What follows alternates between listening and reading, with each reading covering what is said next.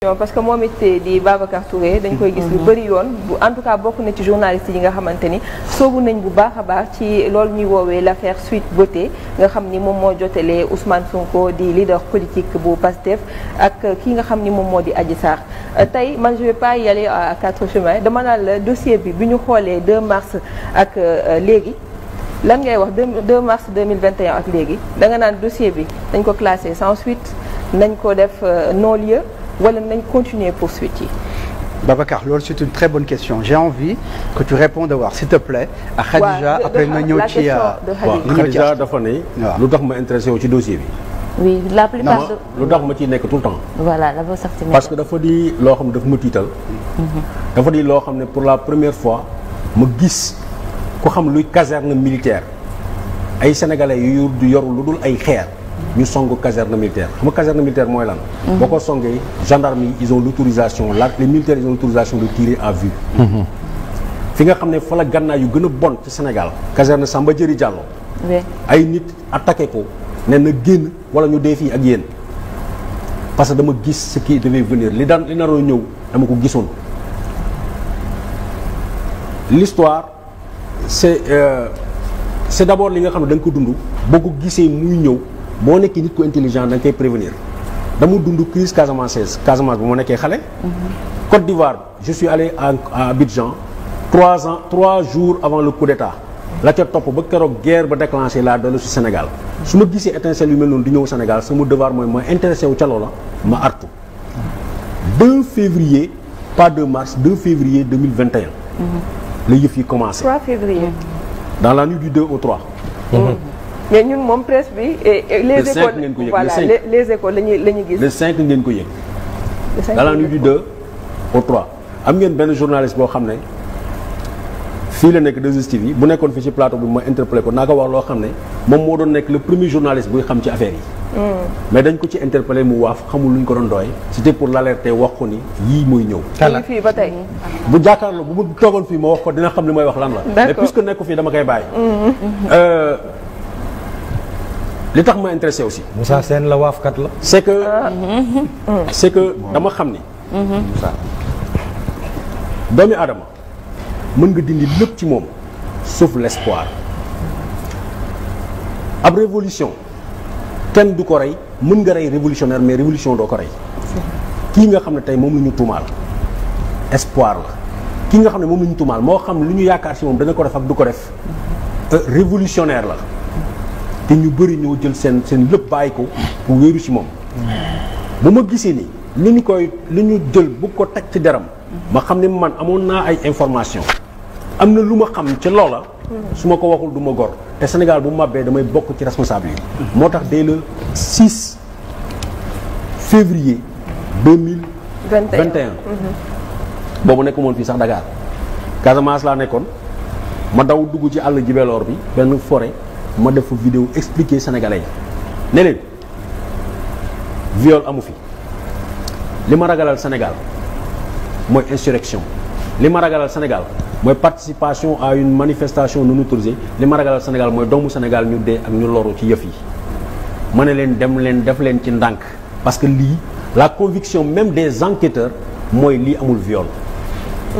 keroog bi ko kii génnee comment il s'appelle bi journal Les Échos génne information bi defe naa ci jour boobu laa def vidéo boobu expliqué parce que bu fekkee ne nit ñi xamuñu ni yëf yi fi lay toll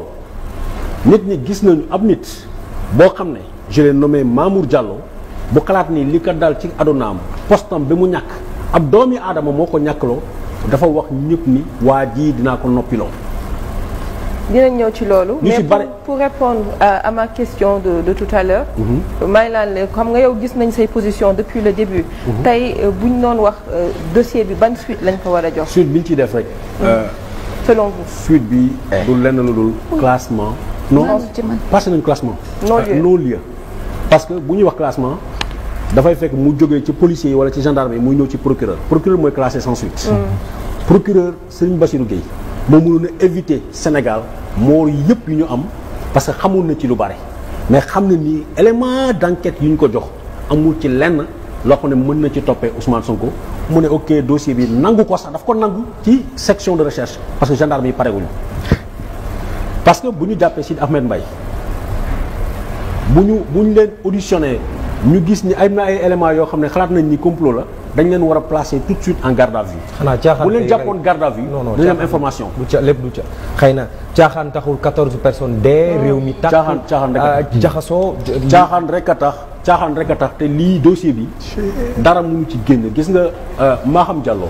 contrairement ak ñu bëri ñuy foog Maham Diallo il va appliquer dina def li gars yi bëgg man gëmuma lool parce que parquet ñi nga xam ne xam nañu Maham Diallo dañu xam ne mooy juge bi nga xam ne lépp loo xam ne dossier boo xam ne dossier tappale la dossier truc la duñ ko jox procureur daaw ko woon jox li mu koy jox ay dossier de meurtre la loo xam ne amul dara moom lu kenn mënu koo wàññi loxoom quoi ci loolu laa xam ci moom à moins que doomi adama dafay changer mais man li ma xam ci moom ci ñi nga xam ne audition waxtaan naa ak ñun ñu bëri muy ay magistrat muy ay enquêteur dossiers yi mu yor daf ci ànd rigueur moo tax gëm naa ne gis ngeen keroog newoon naa leen dañuy auditionner Ousmane Sonko ci biir semaine bi mu naroon nekk le mardi 28 toxal nañ ko léegi semaine prochaine certainement mardi lay doon parce que li ci topp après tey dañu yëg ni kii di Ndeye Khady jot na convocation jeudi ak ki nga xam ne mooy Adji Sarr jot nañ convocation parce que léegi fu ñu jëm mooy confrontation Adji Sarr ak Ndeye Khady encore ak Adji Sarr ak jëkkëru Ndeye Khady parce que ñaari procédure la yu bokkut Ndeye Khady yoonam nekkul ci viol bi moom li ñu koy toppee mooy proxénétisme mooy jàpp ay xale jigéen di leen jaayloo seen bopp ba léegi loolu laa wax à plusieurs reprises nee na amul benn preuve li ñu am kay mooy tappale bi nga xam ne parquet tappale na ko jël ay photo site pornographique boo xam ne jotewul dara ak Ndeye Khady ñu dugal ko ci procès verbal bi ne ko da ngay cagatuloo ak ngeen baal ma kaddu gi da ngay cagatuloo ay xale jigéen mais boo ne nit ki dafay cagatuloo ay xale jigéen il faut nga trouver cagay il faut nga trouver ñan ñooy prostituées yi ba léegi on ne nous présente pas de prostituées on nous présente pas lu ñuy wax le corps du délit le corps du délit mooy maanaam ñu ñëw fekk néeg boo xam ne fa la ñuy tëddee wala ñu fekk fa yoo xam ne mënu ma ko tudd ci télé parce que xale dañu may seetaan Babacar dellusiwaat ci sans suite bi wala non lieu est-ce que dossier bi buñ ko defee non lieu wala sans suite est-ce qu'on pense réellement aux parents des victimes ndaxte bu ñu fàtte ne 14 jeunes ñoo daal di faatu ci mbir moomu ban taxawaay lañ ci war a am waaw mais non lieu ça ne veut pas dire nañu fàtte lépp ok non lieu mooy juge d'instruction ubbeegul enquête ci 14 morts yi et loolu moo lay wane c'est pas un pays sérieux benn bakkan sax bu deewee dañ ci war a ubbi enquête mais 14 nit dee nañu kenn ubbiwu ci enquête amul sax ne serait-ce qu'un début d'information ci affaire boobu dañ ko bàyyi lan la ñuy defee non lieu mooy est-ce que Ousmane Sonko moo siif Adji Sarr wala déet loolu la ñuy def non lieu non lieu mooy Ousmane Sonko aujourd'hui il est poursuivi comme prévenu comme accusé il est accusé léegi bu ñu ne non lieu mooy Ousmane Sonko toppatuñu la accusé Adji Sarr nekkatuloo victime léegi la balle revient au camp Ousmane Sonko mooy yor déroulé bi moom moo mën a porter plainte avec constitution de partie civile ne léegi bëgg naa xam kan moo ci laal lan moo ci laale ak leneen leneen li nga xam ne mooy les 14 morts et consorts puisque Ousmane Sonko li mu mën a nekk victime mooy complot lañ takk contre moom mais 14 parents yooyu kenn ku ci nekk war na mën a porter plainte contre X pour la mort de leurs enfants bu boobaa ñu ubbi enquête. Et qui est responsable de tout ça? Qui est responsable de tout ça? D'abord kan moo yoroon fital yi kan moo yor la force publique kan moo yor la sécurité du Sénégal. On a vu des manifestants yoroon ay pistolets di ko dóor ci buntu Auchan bu Nord nañ ci gis ay commando yu jógee Chine ñun suñu sécurité dënkuñu ko lu dul président Macky Sall ak gouvernement Sénégal l'état du Sénégal mooy responsable ñii ñëw dugg ci dëkk bi ñoom dañu war a arrêté et ki nga xam ni souvent dañ naan moo woote résistance moom ban responsabilité c'est-à-dire bu ñu doon situé tey responsabilité bi moom fan la ciy féetee. C'est quoi la résistance? La résistance c'est un droit constitutionnel bañ nooteel loolu mooy résistance bañ nooteel c'est un droit constitutionnel léegi nag bañ leen ñu noot leen amul responsabilité jàpp ni takk ci buum bi ne ko par force demal nga taxaw nga jàmbaarloo nga xeex donc responsabilité foofu beneen affaire la. donc moom Ousmane Sonko amu ci benn responsabilité tey non peut-être responsabilité morale mais amul ci responsabilité pénale. Accordez-moi quelques secondes rek ñu dem xool Habib MVP. dellu si waat ci plateau bi balaa ñu jeexal parce que li ñu dese ak Babacar bareetul ndax ñaareelu partie bi mu ñuy xaar il est déjà 1h03 du matin pour ñi ñuy seetaan te nekk Facebook.